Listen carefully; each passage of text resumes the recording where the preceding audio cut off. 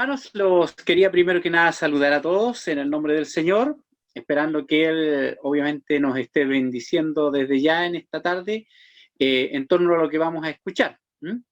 Quería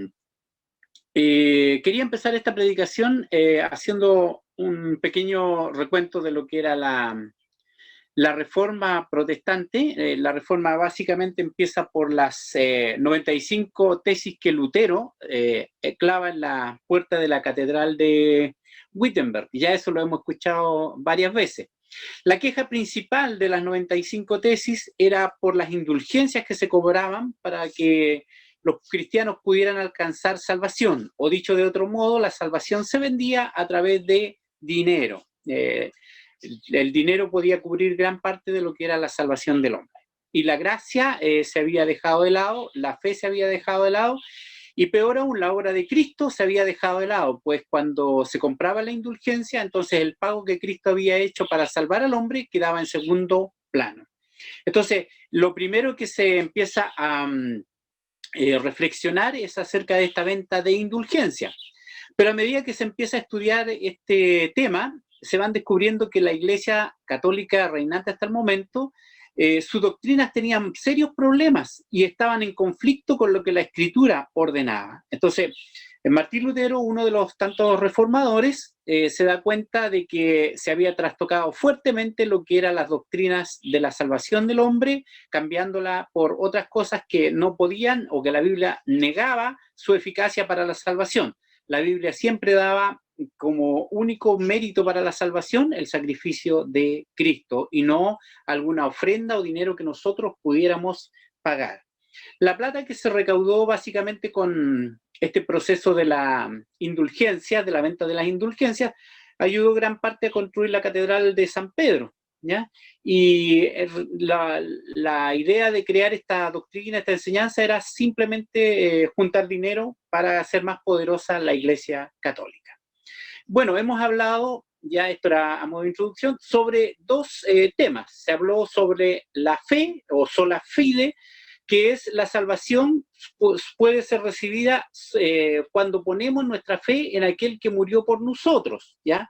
Cuando nosotros depositamos la fe en la obra de Cristo, la salvación se hace efectiva hacia nosotros y esto excluye la posibilidad de que nuestras obras o de lo que nosotros hacemos pudiera aportar algo a la salvación del Señor, ¿ya? Él es el que nos regala la salvación y nosotros no podemos hacer nada excepto depositar nuestra confianza en la obra que Él hizo en la cruz del Calvario.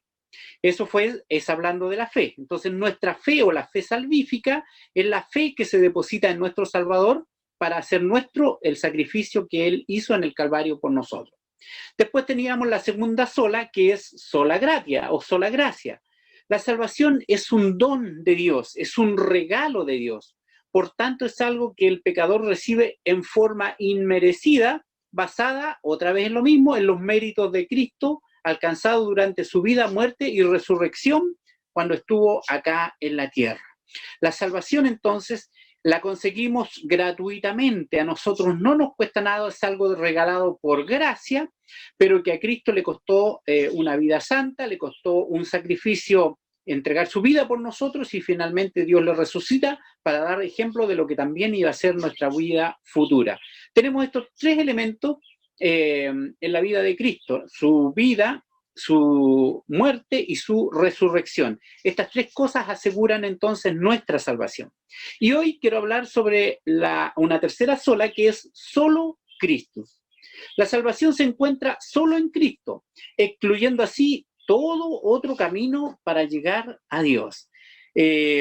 A nosotros muchas veces nos gustaría que hubieran diferentes caminos, diferentes posibilidades a lo mejor para llegar a Dios, pero esto es imposible porque nadie podía ganar la salvación del hombre sino solamente Cristo. Así que cuando Cristo, la única posibilidad de salvación, es excluyente a cualquier otra posibilidad. Es por eso que esta doctrina de Cristo, como el pago por nuestros pecados, es tan delicada. Si nosotros cambiamos, variamos esta doctrina o la mezclamos con otras cosas, estamos ofendiendo o estamos yendo en detrimento o deterioro de la obra de Cristo, ¿ya? Entonces, cuando nosotros mezclamos la gracia con obras, estamos haciendo pedazos o estamos cortando en parte el sacrificio de Cristo y estamos diciendo que nosotros también tenemos que hacer algo o aportar algo para nuestra salvación. Esto es parte de la doctrina que, como la vemos teológicamente hablando, ¿ya? Es como las fórmulas matemáticas. Muchas veces nos dicen, mira, voy a citar alguna de las fórmulas, por ejemplo, la intensidad es igual al voltaje dividido por la resistencia. Y eso es una fórmula para calcular ciertos elementos electrónicos. Pero en la práctica después eso debe ser reemplazado por números y finalmente podemos, cuando vamos revisando, haciendo esta operación, nos vamos dando cuenta que la ecuación que teníamos ahí delante sí es cierta y da resultado cuando la aplicamos correctamente, eso nos da un resultado correcto, ¿ya? Cuando nosotros hablamos de la doctrina de solo Cristo, el único medio de salvación, a lo mejor es algo que suena un poquito mecánico, porque imaginarnos toda la vida de Cristo es algo que cuesta bastante.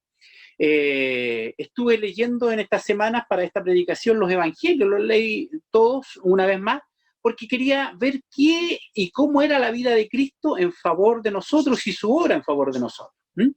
El hecho más importante que hace posible la salvación del hombre es la entrega de Cristo en favor de sus escogidos. Cristo había separado un grupo de personas para sí y este grupo de personas necesitaba ser redimido. Y el sacrificio de Cristo es lo que hace efectiva la salvación. Ahora, ¿por qué hago énfasis en esto? Porque nuestra salvación depende de la obra de Cristo. Este es el pilar de la salvación. Las otras cosas son efectos de la salvación, pero el sacrificio de Cristo es la piedra o la roca esencial para que nosotros podamos alcanzar salvación. Se le prometió a Eva en el paraíso, de tu simiente nacerá uno que finalmente derrotará la obra de Satanás y derrotará a Satanás mismo. Y este prometido era Jesucristo. En el Antiguo Testamento había una visión no muy clara de quién era el Cristo. Sí había una visión fuerte de cómo iba a ser la redención. De hecho, se habla de que se tenía que entregar un sacrificio para poder recibir el perdón de los pecados. Y esto se hacía de diferentes formas, básicamente en los patriarcas inicialmente, pero después se llegó a algo más elaborado, que era el tabernáculo, la carpa de los judíos que andaban en el desierto, el templo portátil, si lo podemos decir así, donde anualmente se hacía un sacrificio por los pecados del pueblo y eso aseguraba que Dios perdonara o cubriera los pecados del pueblo. Esto ya figuraba el sacrificio de un corderito y que con la sangre de este corderito, la figura que hacía este corderito era lo que íbamos a alcanzar finalmente la salvación. Los judíos veían en el sacrificio su perdón de pecados, pero muchas veces no visualizaban de que esto era símbolo de algo mucho más profundo. Este templo portátil que se utilizó en el desierto después pasó a ser lo que era el templo que construyó Salomón y que reconstruyeron algunas otras personas.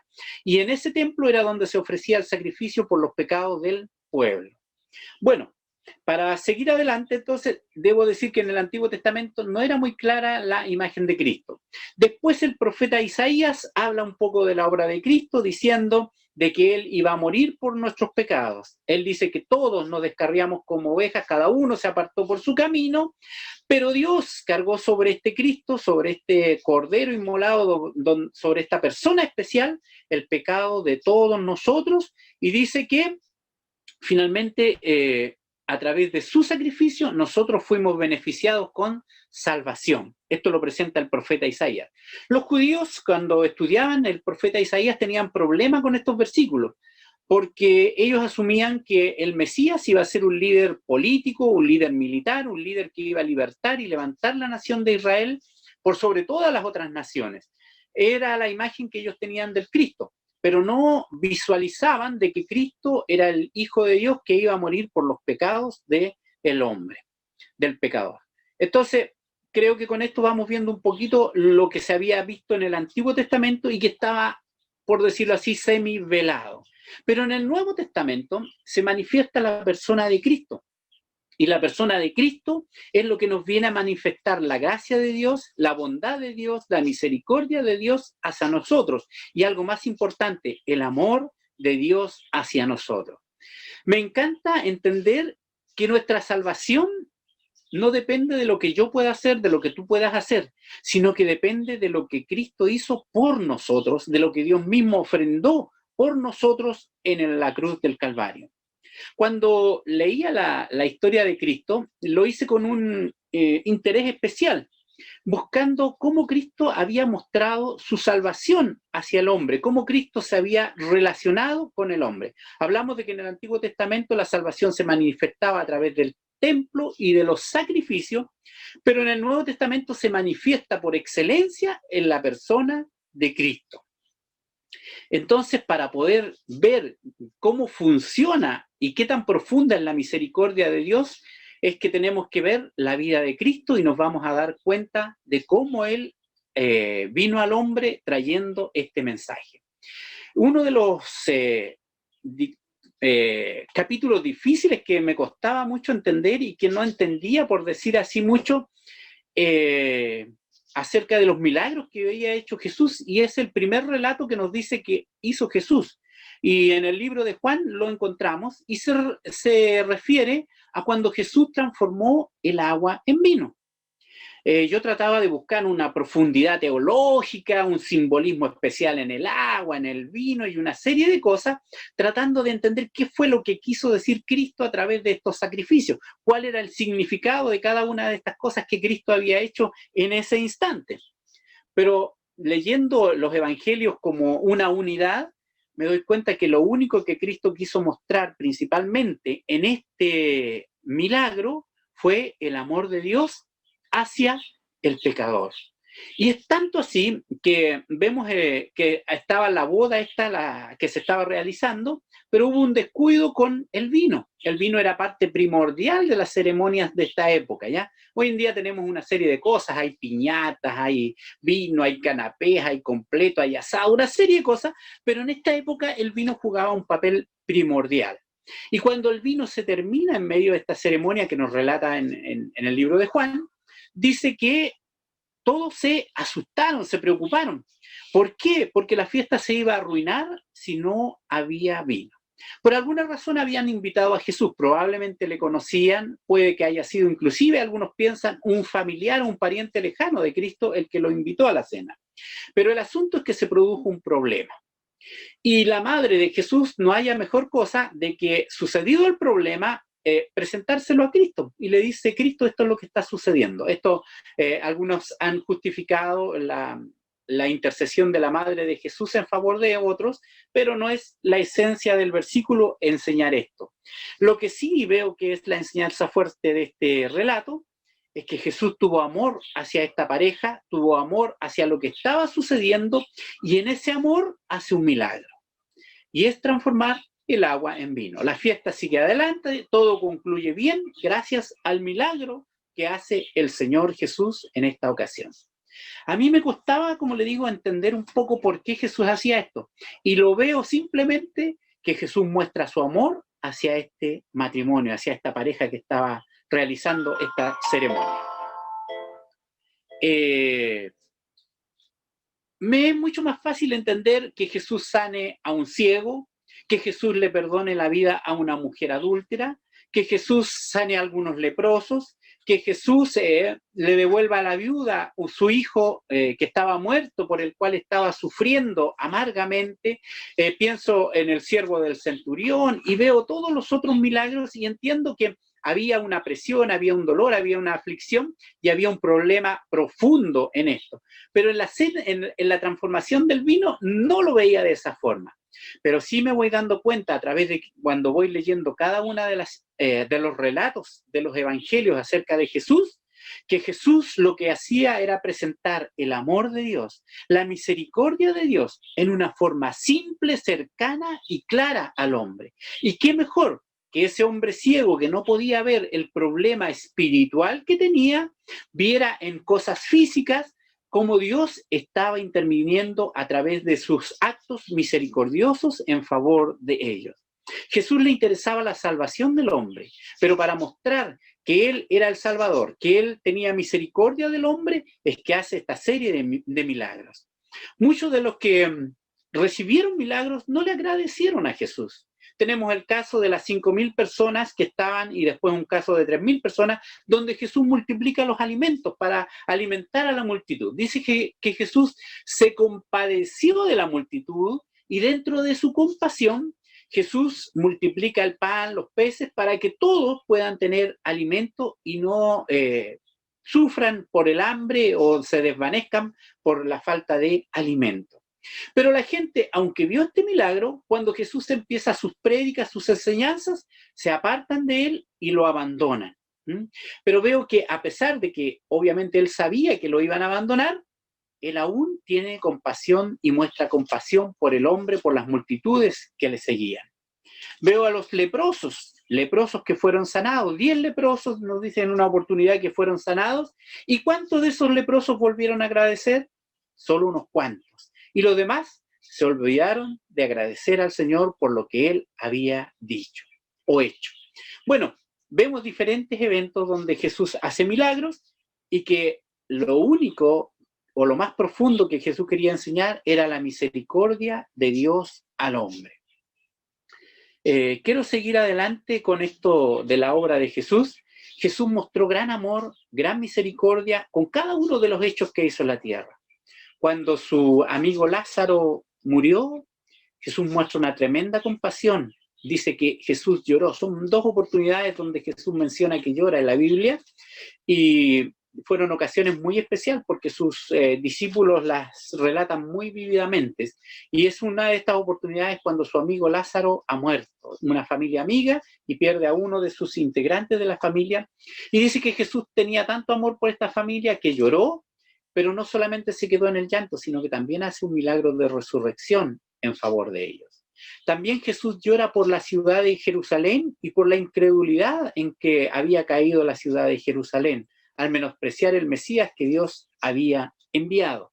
Y esto muestra la compasión de Jesús hacia los que estaban ahí viviendo alrededor de él. Jesús muestra la compasión, el amor y la misericordia de Dios hacia el hombre. Pero aún queda un acontecimiento más importante, y es que Jesús muestra su amor, su compasión y su misericordia cuando va a la cruz del Calvario. Si analizamos los acontecimientos, muchos de sus seguidores habían vuelto atrás. El pueblo que le aclamaba y que le aclamó cuando entró a Jerusalén como rey, con palmas y vitoreándolo, ya no estaba con él vitoreándolo, se habían vuelto atrás. Y Jesús estaba solo con sus discípulos y algunos seguidores más cercanos que le quedaban. Pero ese día, cuando es el arresto de Jesús, fuera de que su alma estaba profundamente quebrantada por lo que se le venía encima, Jesús necesitaba del apoyo de sus seguidores. Él de alguna forma lo necesitaba como persona, como ser humano. Le pide a sus discípulos que le ayuden en la oración, y sus discípulos son incapaces de prestarle ayuda en esos momentos. Pero Jesús aún sigue adelante con su plan de salvar al hombre.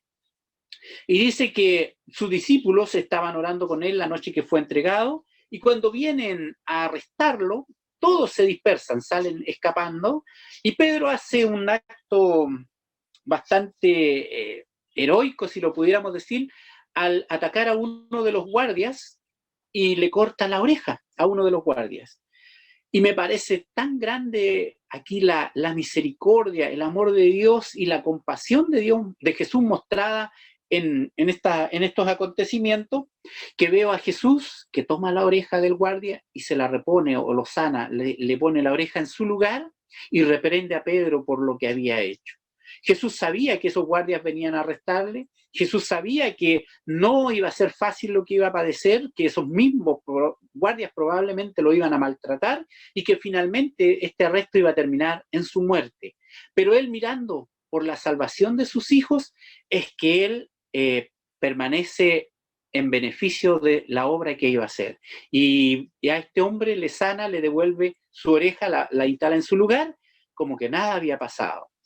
Veo también ahí la indolencia del hombre. Este hombre no hace nada por el estilo por agradecer a Jesús, ni los que estaban alrededor de él viendo este milagro se compadecen de Jesús o reconocen algo en él, sino que siguen adelante con lo que ya se habían propuesto.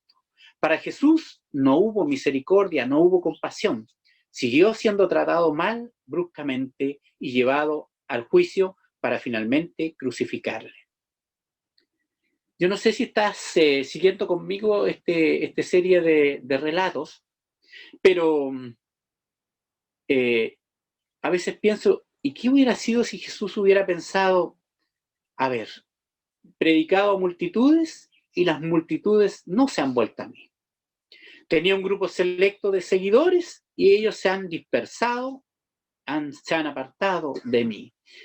Ni los más cercanos están al lado de Jesús en estos instantes difíciles. Y él podría haber pensado, ¿vale la pena seguir adelante con este plan que momentos antes había estado orando al Padre y le había dicho que si era posible pasar a esta copa de él, pero lo único que pedía era que se hiciera su voluntad? Bueno, Jesús, a pesar de todo lo que estaba sucediendo a su alrededor, sigue adelante con lo que ya, con el plan que él se había propuesto. Él sabía que era la única esperanza de salvación para el hombre. Él lo predica o lo enseña claramente en Juan 14:6. Dice que Jesús les dijo, yo soy el camino, la verdad y la vida.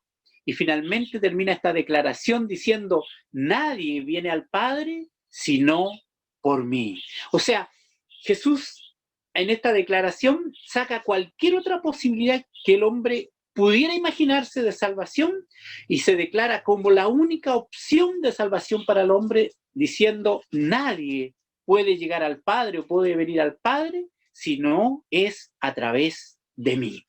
Sus discípulos más adelante lo reconocen y entienden después la obra de Cristo, y Pedro declara más adelante en Hechos 4:12 y dice, y en ningún otro hay salvación, porque no hay otro nombre bajo el cielo dado a los hombres en el cual podamos ser salvos. Mira qué magnífica declaración que Pedro hace, seguramente basada en las mismas enseñanzas que Jesús había dado tiempo atrás. Y en ninguno otro hay salvación. O sea, una vez más Pedro recopila lo que Jesús había dicho y lo declara. Porque no hay otro nombre bajo el cielo dado a los hombres en el cual podamos ser salvos. Hermano, no sé si esto te parece magnífico, extraordinario, pero ver que Jesús está declarando que Él es el camino, Pedro más adelante lo reconoce y declarando y siguiendo adelante con la obra en favor nuestro.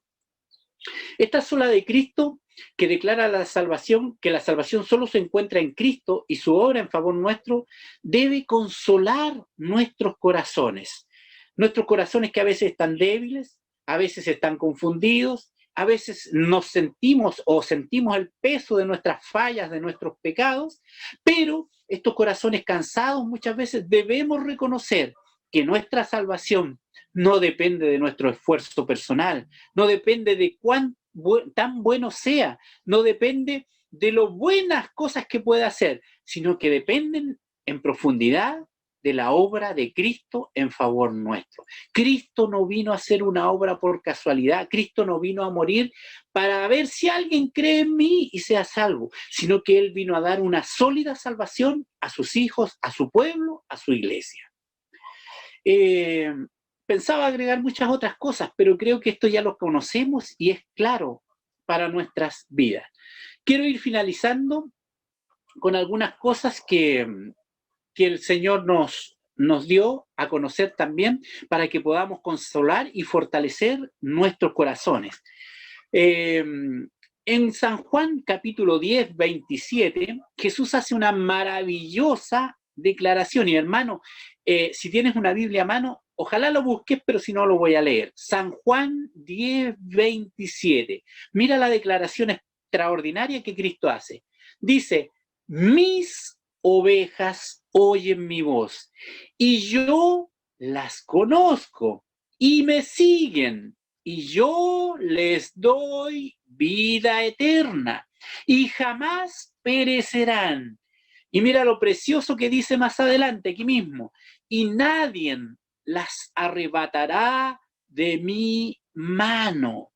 Mi Padre que me las dio es mayor que todos y nadie las puede arrebatar de la mano del Padre. Querido hermano, lo que Jesús está declarando aquí es una seguridad de salvación. Y esta seguridad de salvación no depende de cuán grande sea nuestra fe, no depende de, como dije antes, de qué tan bueno sea, sino que depende de la obra de Cristo. Y lo voy a leer una vez más porque quiero que lo entiendas, lo mastiques y asegures tu salvación sobre esta declaración. Jesús dijo, mis ovejas oyen mi voz y yo las conozco. El Señor nos conoce y dice que me siguen y yo les doy vida eterna y jamás perecerán.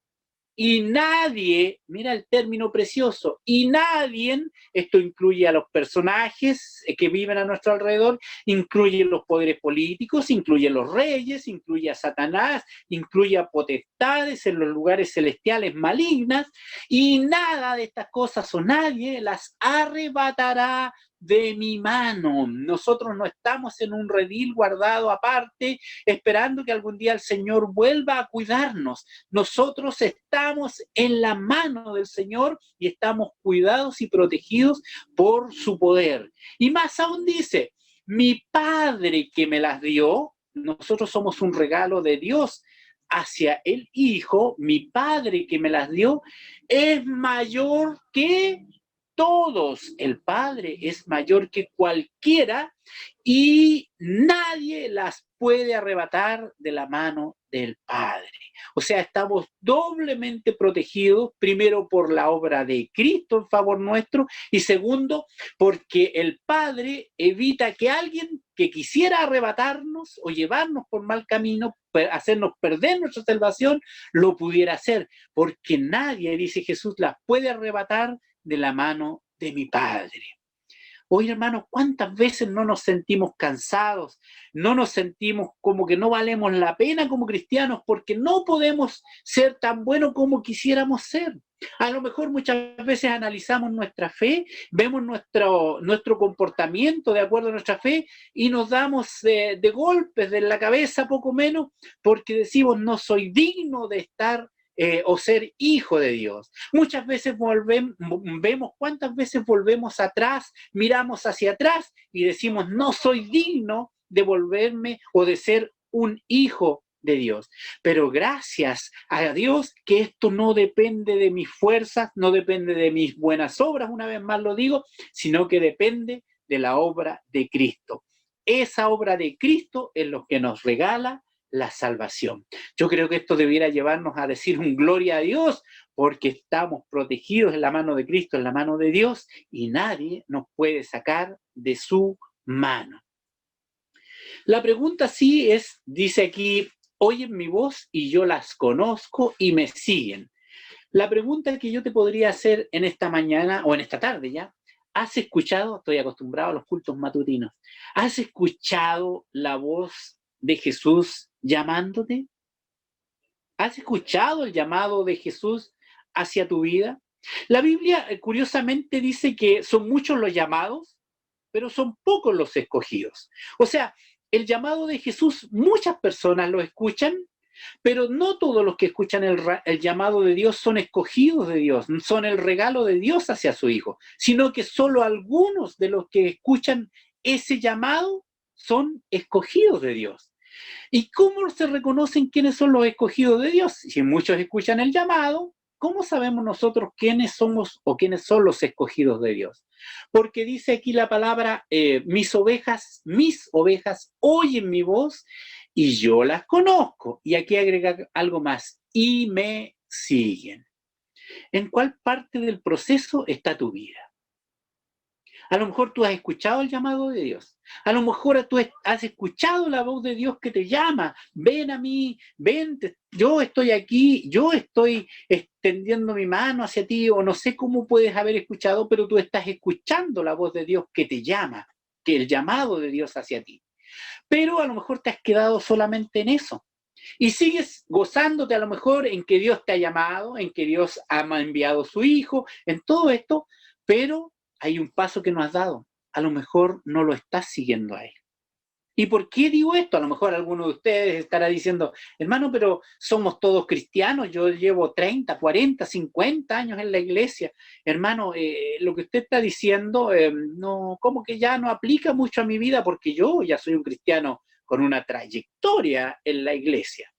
Pero aquí dice que una cosa es escuchar la palabra de Dios, una cosa es escuchar el mensaje de Dios y otra cosa es seguirle a Él. ¿Y en qué se diferencian las dos cosas?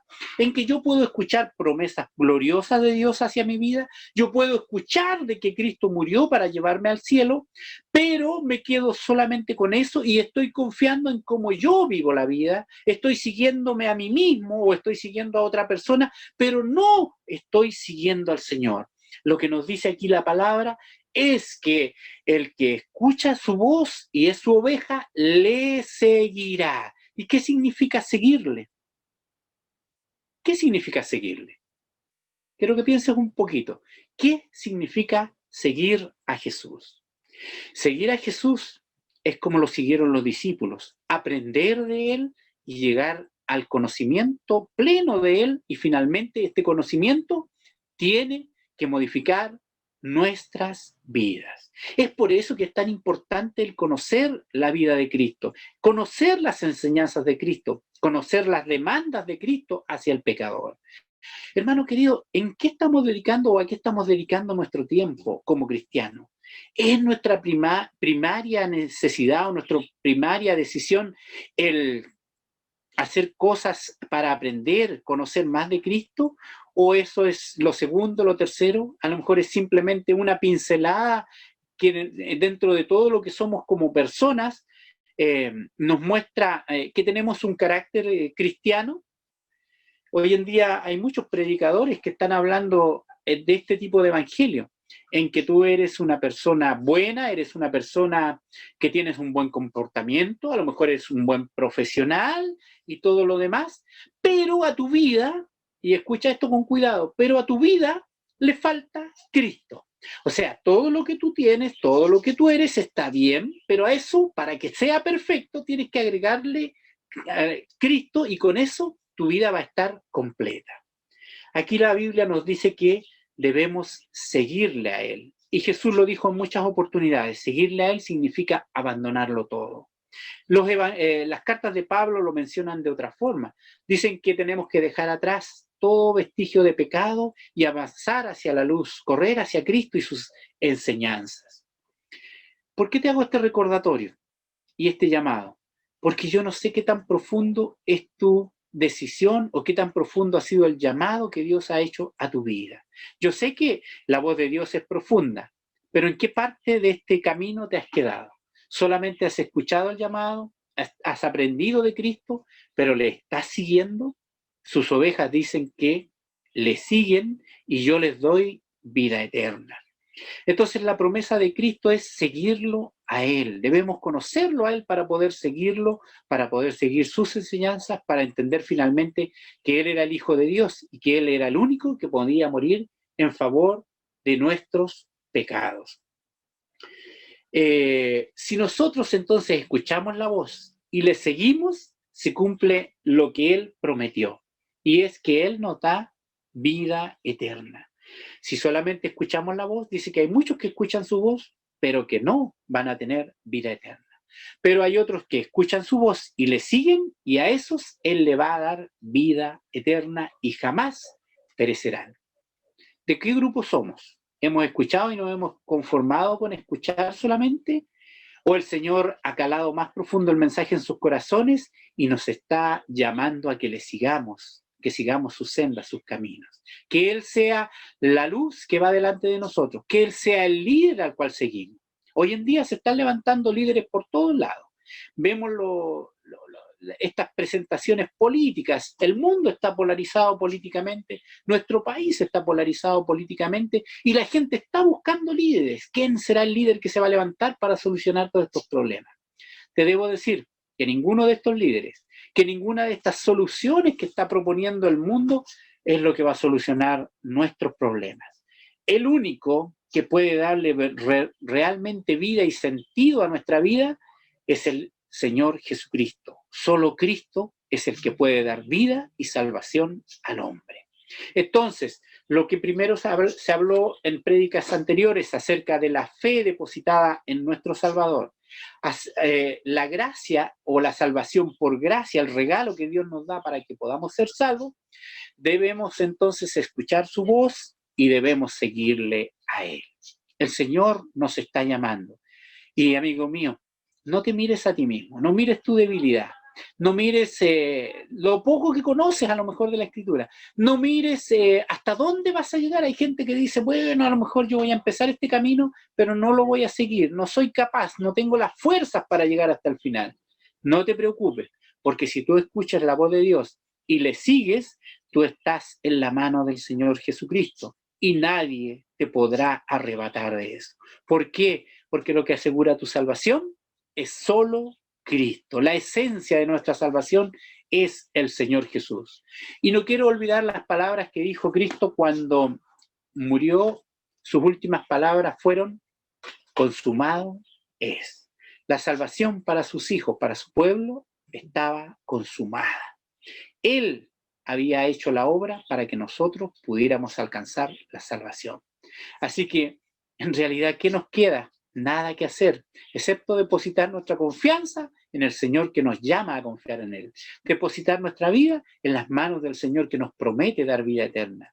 Depositar todo lo que somos en el autor y consumador, el creador del universo, en Dios que ha hecho todas las cosas. El cielo y la tierra pasarán, pero mis palabras o mis promesas no pasarán. Amigo mío, no, hermano mío, no sé lo que pueda suceder en nuestro país. No sé lo que pueda suceder en el mundo. Hemos sufrido epidemias, pero quizás que otras cosas pudieran venir sobre este planeta. Pero hay algo que nunca pasará y es la promesa del Señor. El que oye mi mensaje y me sigue tendrá vida eterna. Yo no estoy esperando la vida buena que pudiera tener aquí en este planeta, sino que estoy esperando y confiando la vida eterna que Jesús me prometió. Y es por eso que le sigo, no porque sea bueno ni porque sea mejor, sino porque en Él solamente encuentro palabras de vida eterna, como dijo Pedro. Y quiero dejarte esta invitación, hermano. ¿A dónde has avanzado? ¿Quieres ser un oidor de las palabras de Cristo, pero también quieres ser un seguidor de Cristo? No mires los llamados que están a tu alrededor, las voces que se escuchan fuertes llamándonos a hacer una y otra cosa. Sigamos al autor de la vida, nuestro Señor Jesucristo. Y con esto quiero terminar mi exposición sobre solo Cristo. Él nos mostró un amor sin igual al vivir aquí en la tierra teniendo misericordia de pecadores que no se merecían ninguno de los beneficios que Él les dio. Y segundo, muriendo en la cruz para salvar a gente que tampoco se merecía ir al cielo, sino que Él nos hizo dignos de ir al cielo por el sacrificio que hizo en favor nuestro. Vamos a orar, hermanos, y te invito a que valores la obra de Cristo, que exaltemos el sacrificio de Cristo y que nos gloriemos en que nuestra salvación no es obra nuestra, sino que es obra de Dios. Padre amado, te bendecimos una vez más en este día. Decimos lo bueno que has sido con nosotros, Señor. No merecíamos salvación. Y aún, Señor, tenemos que decir que aunque somos cristianos, nuestras obras muchas veces no representan, Señor, lo que quisiéramos ser. ¿Cuántas veces no pecamos? ¿Cuántas veces no fallamos a tu palabra? ¿Cuántas veces no tiritamos de temor porque no te miramos a ti, sino que miramos a nuestro alrededor? ¿Cuántas veces depositamos nuestra confianza en nuestros bienes, en nuestras carreras, en una serie de cosas, pero no en ti? Padre amado, te pedimos perdón por estas cosas que hacemos constantemente. Pero también, Señor, te pedimos que bendigas nuestras vidas. Si tú nos llamaste, Señor, También, Señor, ayúdanos a caminar en esta senda para seguirte, Padre amado. Te pedimos que, Señor, esa salvación que tú, Señor, provocaste, Señor, efectivamente hacia nosotros, se pueda manifestar también en cada una de las cosas que hacemos y de la forma en que vivimos.